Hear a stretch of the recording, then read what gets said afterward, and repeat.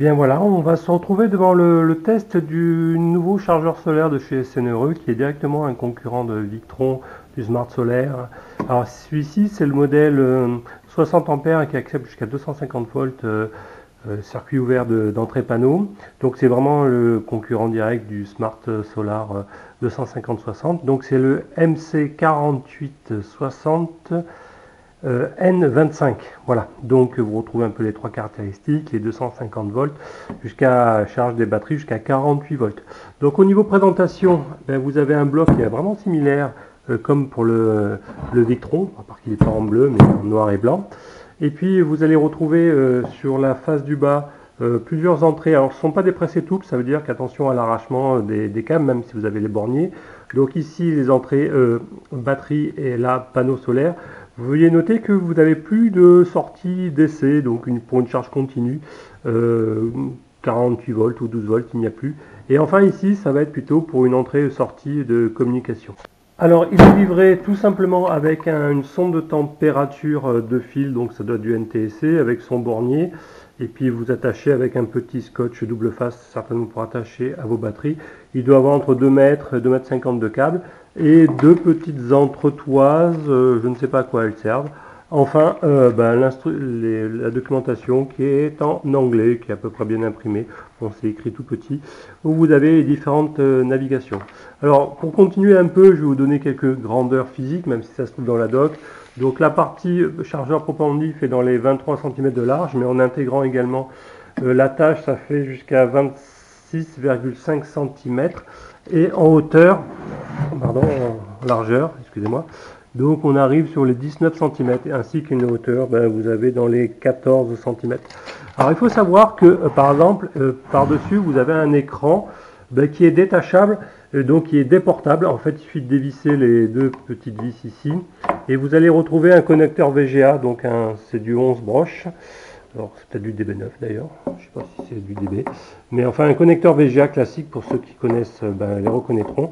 Donc il suffit de démonter les deux petites vis par-dessus et vous allez vous retrouver avec le connecteur VGA. Donc du coup, si vous avez un câble d'extension VGA, un mâle tout femelle, vous allez pouvoir déporter l'écran pour naviguer éventuellement. Donc ça c'est intéressant, et puis il suffit de reclipser pour rebrancher les choses. Alors il va falloir également un autre tournevis pour mettre les vis, pour détacher le capot du bas. Alors, je vais rattacher le VGA. Voilà. Donc ça c'est assez cool comme attribut. Et puis, voilà, je mets la deuxième. Et puis on va ouvrir l'arcane du chargeur solaire par les deux vis du bas là. Donc c'est des plus grosses vis cruciforme ici, donc il permet d'accéder facilement à tous les borniers de connexion batterie et câble solaire, ainsi que la communication qui va se faire par protocole Modbus au travers de câbles Ethernet, c'est-à-dire avec des connecteurs RJ45 in fine. Alors on va regarder ça, je n'ai pas tout à fait bien démonté, donc je couperai au montage, ce sera plus simple.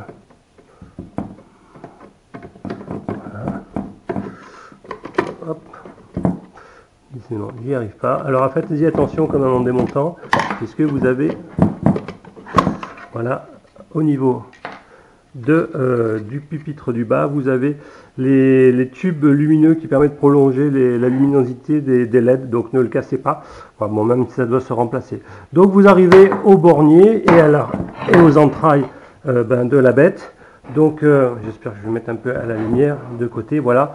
Donc ici vous allez retrouver sur le côté deux RJ45, typiquement pour la communication. Alors pourquoi deux? Parce que si vous en connectez un, par exemple comme ma précédente vidéo sur l'intégration de ce type de chargeur dans ISP-Home au travers d'un ESP32, vous en avez au moins besoin d'un, c'est vachement pratique. Mais un deuxième parce que vous pouvez brancher plusieurs chargeurs SNRE en parallèle. Et donc ça c'est pour continuer le bus Modbus. Et donc vous le branchez en deuxième, et du coup il faudra configurer chaque mobile, chaque device avec une adresse Modbus différente, et c'est possible de le faire uniquement à partir de l'écran. Donc il y a une section de la documentation qui mentionne, il faut tenir ces deux boutons allumés pendant 2 secondes et rentrer dans le mode de PXX, me semble-t-il, et il faut suivre les instructions. Alors continuons la doc, là il y a un connecteur, je ne sais pas à quoi il sert. un blanc, et en 3 positions. Ici, vous allez retrouver le câble pour brancher la sonde de température. Donc un bornier. Vous avez juste au-dessus un petit bouton de reset certainement. Là, vous avez un corne entier connecteur aussi 2 pôles. Alors ça, c'est pour remettre, pour brancher une sonde de mesure de tension au plus proche de votre batterie. Parce qu'il se peut que vous ayez quelques longueurs de câble et donc la mesure de votre tension batterie est un peu biaisée. Donc là, ça permet de dériver par exemple 2,075 carrés pour vous connecter au plus proche de votre batterie ou du bus bar. Alors ici vous avez un connecteur 3 positions pour la communication série, mais bon, si vous passez par l'Ethernet pour le mode bus, ça sert pas à grand chose. Enfin, vous avez 2 gros borniers, alors voilà, pour les entrées batterie et panneaux solaires. Donc attention, le plus de la batterie est complètement à gauche, tandis que le plus de panneaux solaires est complètement à droite. Donc ils ont inversé, n'évitez pas, donc ça fait une genre de masse commune. Alors au niveau section, j'ai pu mettre du 25 carrés et je me pose la question, est-ce qu'on peut mettre du 35 carrés ou du 50 carrés? Alors là j'ai un petit bout de 50 carrés, alors même si j'ai pas de connecteur Knipex, on va voir un peu ça. C'est pas idéal, mais non, c'est pas l'air génial. Alors il faudrait mettre ce genre de connecteurs. Alors j'en ai reçu il n'y a pas longtemps, donc ça ce sont des Knipex en 50 carrés, et donc il vous faut ce genre de pince là pour certifier, pardon, excusez-moi. Et donc ben ça devrait pouvoir rentrer. Alors j'ai pas envie de l'abîmer, mais l'idée est un peu là. Donc a priori du 50 carrés, ça me paraît un peu juste. Donc je pense que le diamètre maximum de câble que vous pourriez mettre, ça sera du 35 carrés. Malheureusement le 50 carrés ne doit pas passer. Bon, ce qui fait pas mal déjà d'ampères, sachant que c'est le modèle limité à 60 ampères. Et n'oubliez pas que vous avez également un modèle qui est plus gros à 100 ampères. Donc déjà le modèle 60 ampères mesure dans les pèse dans les 3 ou 4 kg. Ah, j'ai oublié de présenter ici sur le côté un petit module vertical, c'est le module Bluetooth.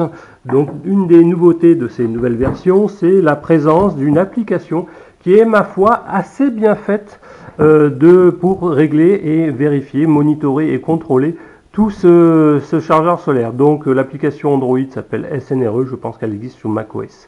Donc voici le tour de la question au niveau connectique. Et peut-être j'ai oublié de mentionner que ici sur le côté vous avez une petite vis pour raccorder la terre sur la carcasse de celui-ci. Donc on va se retrouver au niveau de l'application. Donc je me trouve à proximité du chargeur. Voilà, et donc vous trouvez sous SNRE ou SNRE Solar. Donc au tout début vous avez un pop-up qui demande voulez-vous ajouter un device. Il suffit qu'il soit connecté, donc au moins mettre connecté au niveau de la batterie. Et puis il va scanner au niveau du Bluetooth. Donc c'est une version 4 au niveau du chip. Et puis là je l'ai déjà appareillé, donc je clique dessus pour récupérer mes données. Voilà. Et ça se fait assez vite. Donc vous avez un écran qui est pas mal.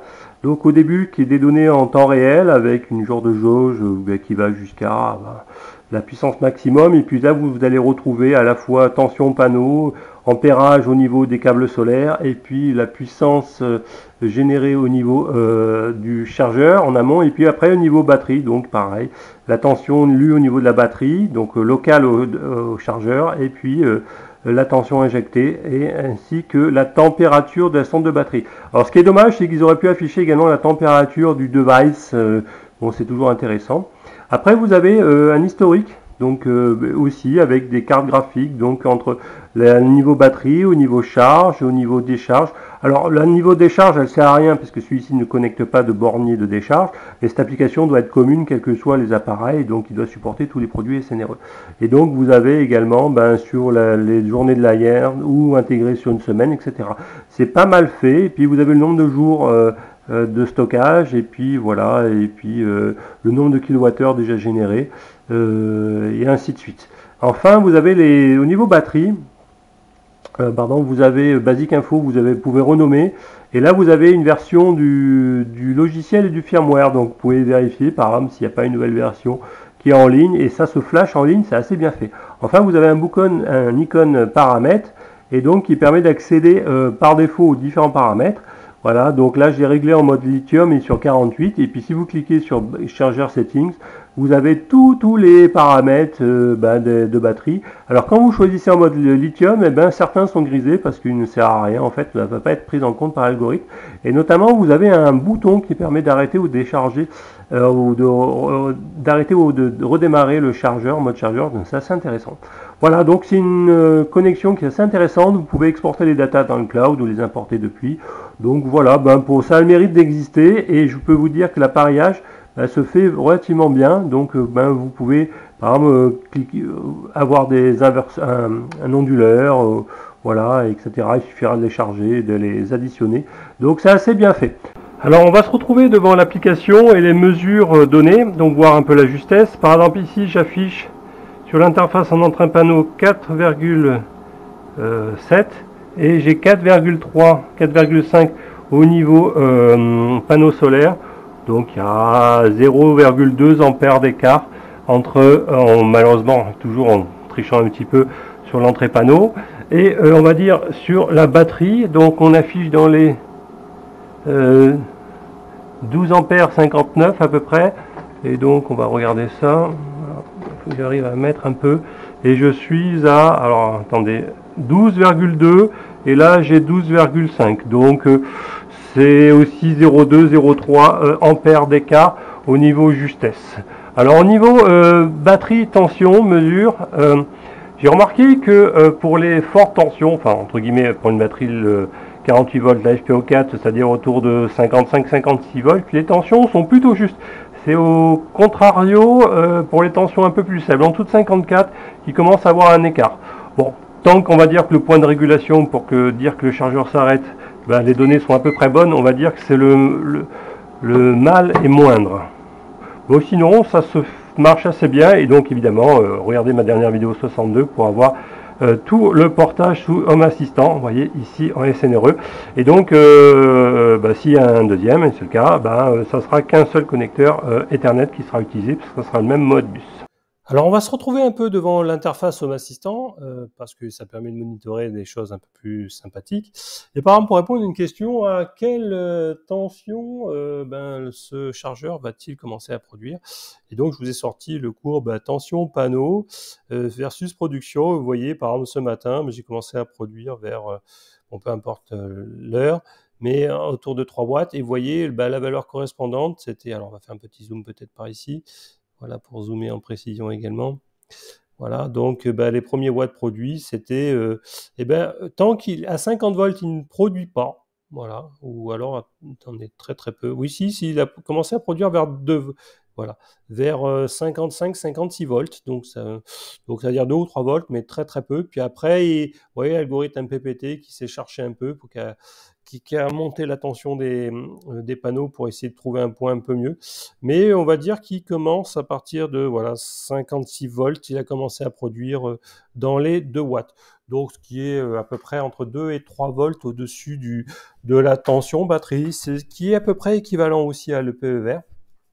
Donc au niveau comportement, c'est assez similaire et je me suis permis d'afficher par exemple en attendant que mon EPE produise. Par exemple ici, vous avez le résultat du SNRE, donc qui actuellement me produit sur la string où il y a 1900 watts crête de panneau 386 watts, alors que comparativement, la string 1 où il y a 2000 watts de panneau sur l'Axper, produit 320, vous voyez, j'ai un rapport 320, 400, et donc je me suis fait une jauge qui calcule le rapport entre les deux, donc qui est MPP4 sur MPP1, et j'oscille entre 30%, 40% de plus, et quand c'est très très faible, ça peut même monter entre 200 et 300% de luminosité de production en plus. Attention, c'est des pourcentages, donc ça monte vite.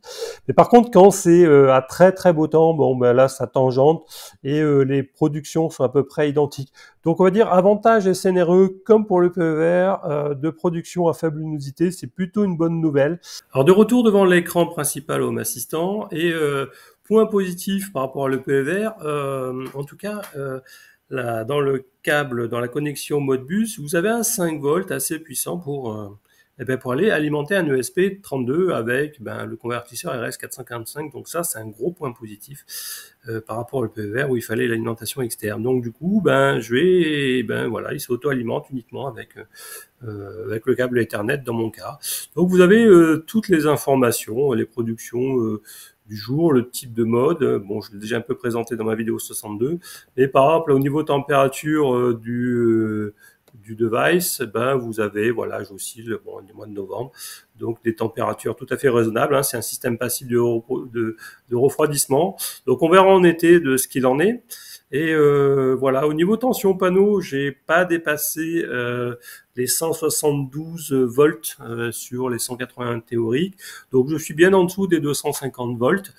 Voilà, donc ça subodore aussi que les MOSFET associés à ce NRE supportent finalement ces tensions-là.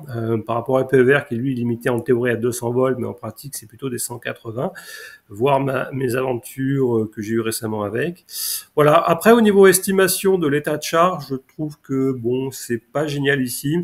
Vous avez l'effet avalanche du lithium, donc ça veut dire que dès que vous passez par exemple de 55 volts à 53,4 très rapidement en LiFePO4, l'état de charge passe rapidement de 99 à 82%, donc il y a ce même effet avalanche, donc il ne tient pas compte vraiment de la capacité, ni dans un sens ni dans un autre.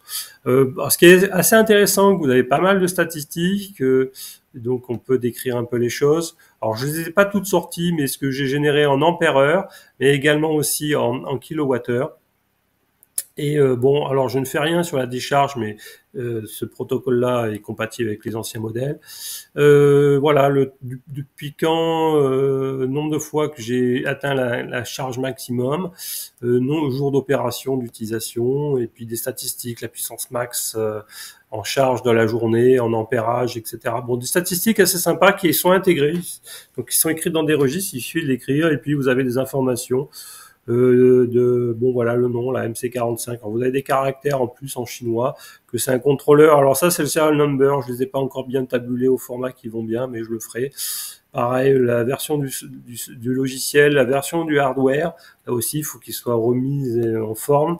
Et puis la tension maximum supportée, 48 volts, et la charge maximum, 60 ampères. Et ce qui est intéressant, c'est que vous allez pouvoir régler notamment les charges ici au travers de Home Assistant Slider. Donc là, je les ai limités à 35 ampères. Il faut savoir que dès que vous touchez un de ces paramètres, par exemple cela, le choix du lithium en batterie, par exemple, qu'est-ce que vous avez comme choix donc c'est la même chose, hein, voilà, les types de batteries et puis leur voltage. Ça refait un redémarrage du MPPT, donc vous allez voir qu'il va se déconnecter. Bon, il y a un petit reboot du truc. Après, qu'est-ce que vous avez? Bon, vous avez les contrôles de charge d'essai que moi je n'ai pas, mais bon, vous allez pouvoir en profiter. Et enfin, toutes les erreurs. Donc, vous avez les deux text sensors ici qui vont afficher toute la liste des erreurs et warnings potentiels. Pour l'instant, tout va bien, j'ai rien. Et vous avez là actuellement l'adresse Modbus en cours du device. Alors sachez-y que vous avez dans la doc, dans une section qui va bien, je pense que c'est celle-ci, je sais plus où c'est que je l'ai fait afficher.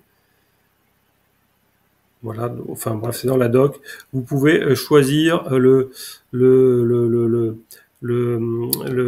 pouvez changer depuis l'interface l'adresse Modbus. Donc ça, c'est bien, c'est sans rentrer, sans flasher un ESP, etc.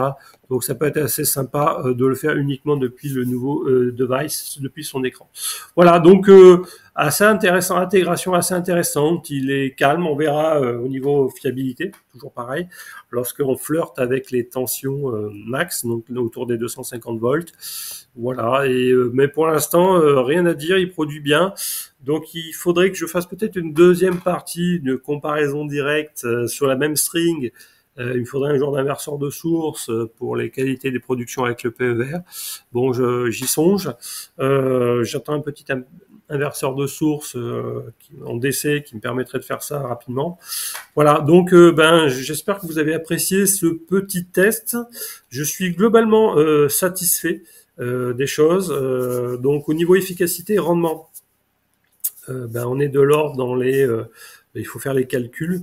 D'ailleurs, il faudrait que je fasse rajoute l'entité qui fasse le calcul du rendement. On est de l'ordre de 97-98%, ce qui est pas mal pour un chargeur de Stackabit, même s'ils disent 99%. Voilà, un test rapide. N'hésitez pas à me poser des questions si vous voulez des tests complémentaires ou des comparaisons.